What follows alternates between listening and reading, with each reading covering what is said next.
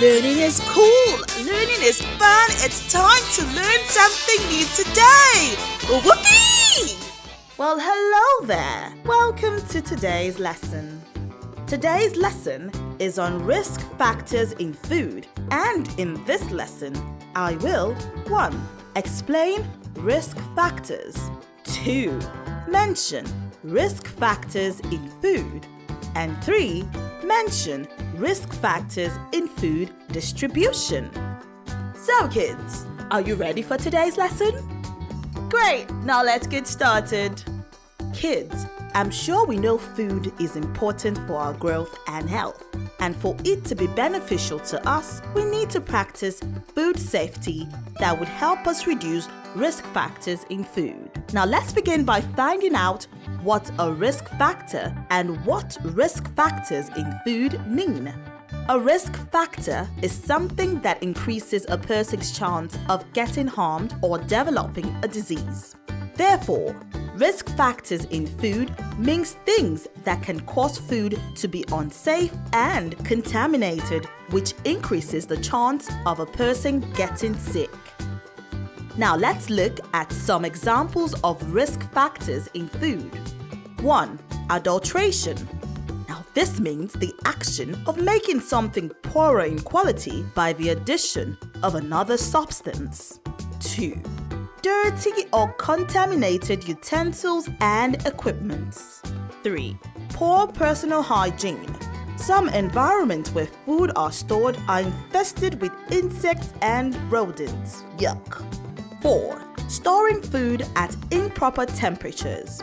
Food stored at the wrong temperature can be a breeding ground for bacteria. Ew! 5. Improper cooking temperature of food. Foods have to be cooked in the right temperature to ensure that most bacteria are killed. And 6. Getting food from unsafe sources. Some food we get from farms or markets are washed with unclean water during harvesting and processing. Kids, risk factors in food, it's not just about the food we get directly from the market. There are also some risk factors in the way food is prepared for public consumption or distributed.